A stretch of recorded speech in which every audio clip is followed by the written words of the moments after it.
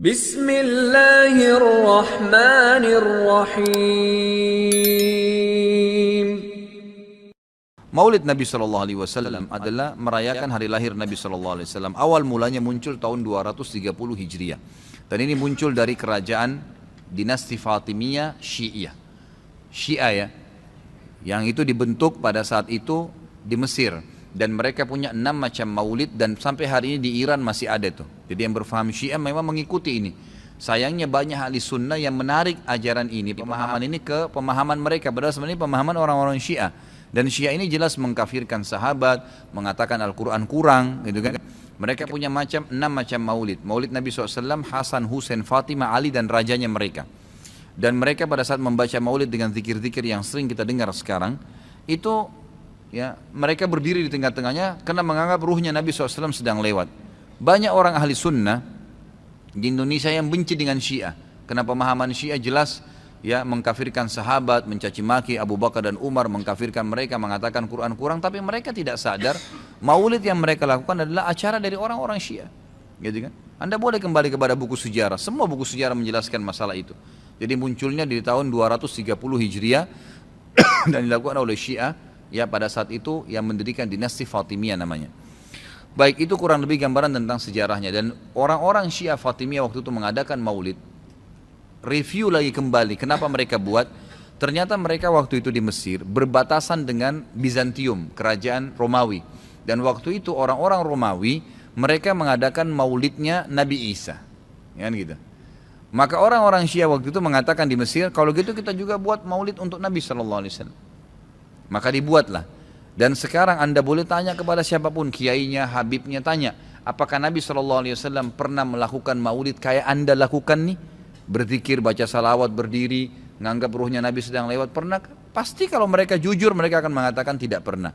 Ditanya, lalu kenapa Anda lakukan? Bentuk cinta kepada Nabi SAW. Bentuk cinta itu harusnya mengikuti dan mencontohi dan melakukan apa yang dicontohkan dan diperintahkan saja, nggak menambah, gitu kan? Karena kalau kita menambah seakan-akan kita menganggap Nabi SAW masih ada yang belum disampaikan. Para Nabi sudah pada saat meninggal menyampaikan semua.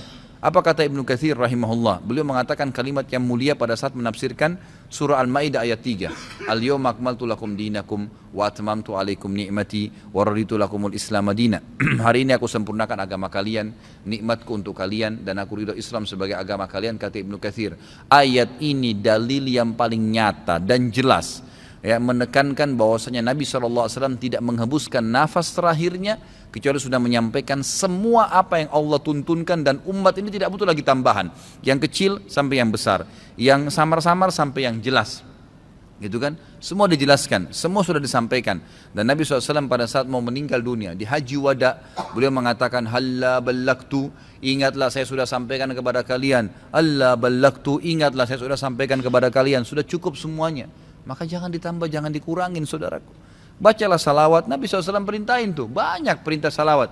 Baca 10 kali pagi, 10 kali sore, zikir pagi sore. Boleh juga dijadikan sebagai zikir rutin kita tiap hari. Nabi SAW perintahkan untuk baca salawat, gitu kan. Dianjurkan untuk membaca. Di hari Jumat disuruh memperbanyak salawat untuk Nabi SAW. Setiap kali disebut namanya SAW. Dalam majelis ini berapa kali kita katakan Nabi SAW, Nabi SAW. Itu semua fadilah, itu diperintahkan, gitu kan. Tapi jangan dikarang secara khusus, karena itu akan menambah. Sekali lagi, saya tidak menyalahkan. Kalau Anda ngotot mengerjakannya, mengatakan ini benar, silahkan, itu hak Anda. Saya menyampaikan apa yang saya ketahui, gitu kan. Saya tidak menyalahkan, tidak menghardik, saya mengingatkan apa yang saya ketahui. Kalau Anda anggap ini benar, terimalah, gitu kan. Karena orang yang bijaksana, orang yang berakal adalah orang kalau menerima, mendengar sebuah penyampaian dan itu benar, lebih benar dari apa yang dia ketahui sebelumnya, maka dia menerimanya. Ya, maka dia akan selamat dari sifat sombong, kan gitu. Kalau masalah hadis yang disebutkan tadi, Nabi SAW mengatakan barang siapa yang membuat hal yang baru. Jadi ini terjemahannya pun keliru sebenarnya, gitu kan. Jadi kisahnya begini, ini hadis Bukhari.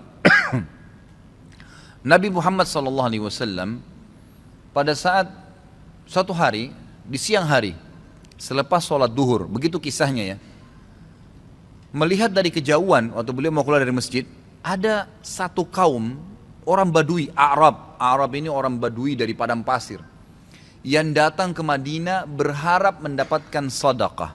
Karena miskinnya mereka, Dalam riwayat ini dikatakan sampai mereka hanya menggunakan satu lembar kain yang tidak dijahit.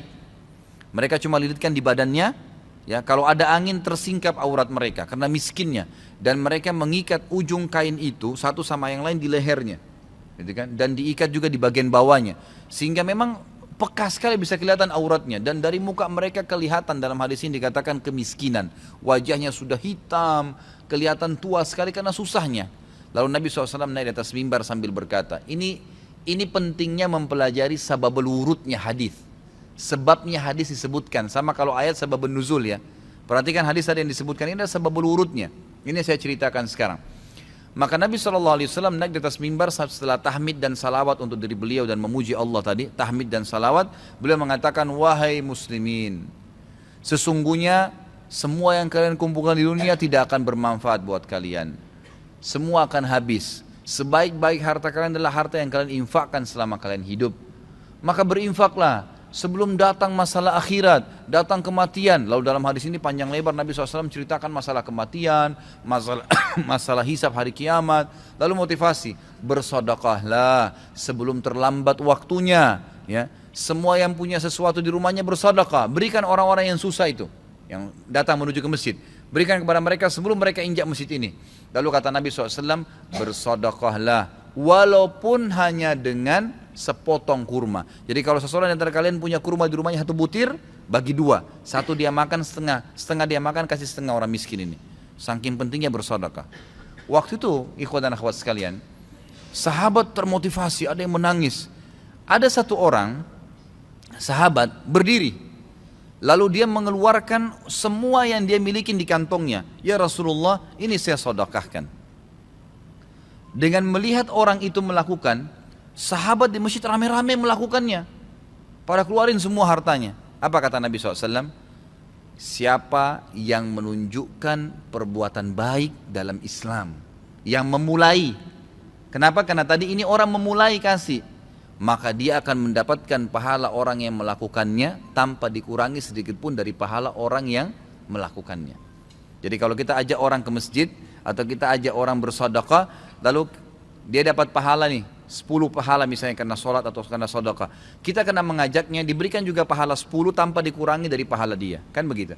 Ini sebabnya hadis. Sayangnya hadis ini disalahfahamin, dijadikan bolehnya mengatakan ada bidah hasanah. Semoga Allah berikan hidayah, padahal mereka tidak paham sebab berurutnya.